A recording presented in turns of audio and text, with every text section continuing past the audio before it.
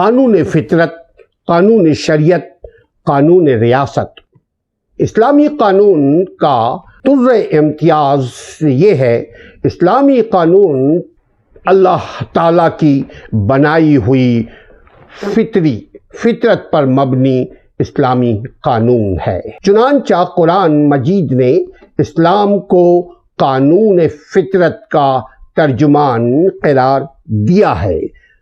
قائم ہو جاؤ اس فطرت پر جس پر اللہ تعالیٰ نے انسانوں کو پیدا کیا ہے۔ سورہ روم آیت نمبر 30۔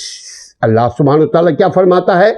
قائم ہو جاؤ اس فطرت پر، اس نیچر پر جس پر اللہ تعالیٰ نے انسانوں کو، آدم کے اولاد کو پیدا کیا ہے، اور کہا ہے کہ شیطان لوگوں کو فطرت سے بغاوت پر اکساتا رہتا ہے۔ میں انہیں ضرور گمراہ کروں گا اور ضرور انہیں غلط امیدیں دلاؤں گا اور انہیں ضرور حکم دیتا رہوں گا۔ سورہ نساء آیت نمبر 119۔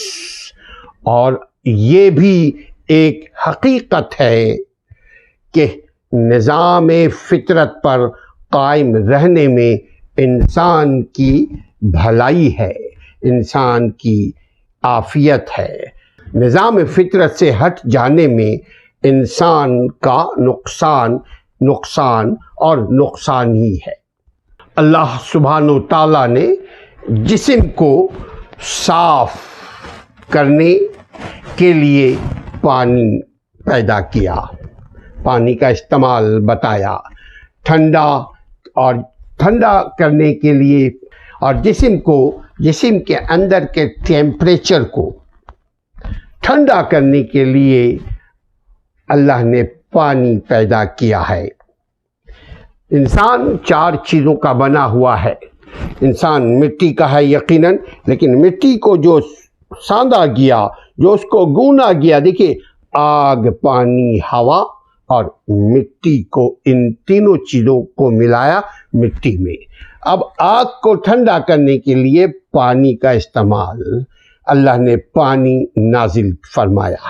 انسان کے جسم کی حرارت کو قابو پانے کے لیے کہ گرم نہ ہو، ٹیمپریچر 100+ نہ ہو، پانی کا استعمال، پانی ہمیں نعمت کے طور پر عطا فرمایا۔ یہ ہے فطرت۔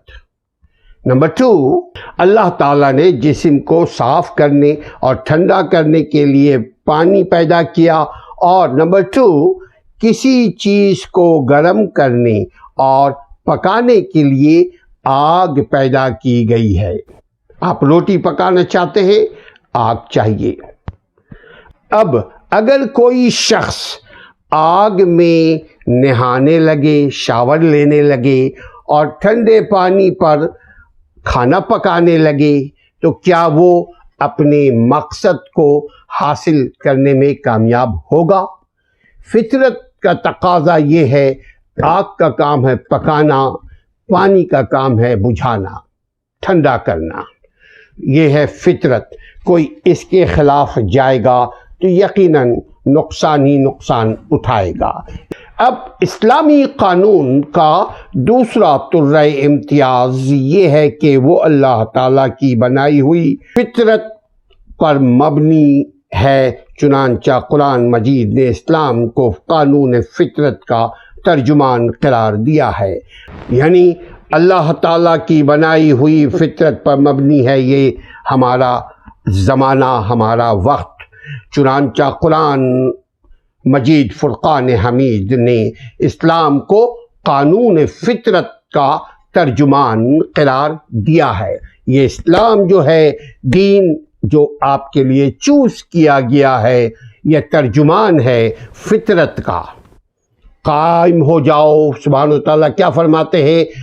قائم ہو جاؤ اس فطرت پر جس پر اللہ تعالیٰ نے انسانوں کو پیدا کیا ہے، اور کہا ہے کہ شیطان لوگوں کو فطرت سے، نیچر سے بغاوت پر اکساتا رہتا ہے، اور شیطان کہتا ہے کہ میں انہیں ضرور گمراہ کروں گا اور ضرور انہیں غلط امیدیں دلاؤں گا اور انہیں ضرور حکم دیتا رہوں گا۔ اور یہ بھی ایک حقیقت ہے کہ نظام فطرت پر قائم رہنے میں انسان کی بھلائی ہے، لہذا نظام فطرت کو سمجھیے، یعنی ہم جیسا کریں گے ہم ویسے ہی پائیں گے۔ نظام فطرت یہ ہے کہ پتیلی میں جو ہم ڈالیں گے وہی پتیلی سے نکالیں گے۔ نظام فطرت یہ ہے کہ جو ہم جس راستے کو چوز کریں گے اسی راستے کی انتہا، اسی راستے کے منزل کو پہنچیں گے۔ اپنی فطری تقاضوں کو سمجھیے گا، اپنے فطرت کا خیال رکھیے، فطرت کا خیال رکھیے۔ ایڈوکیٹ اسلم پرویز کو اجازت دیجیے۔ السلام علیکم ورحمۃ اللہ۔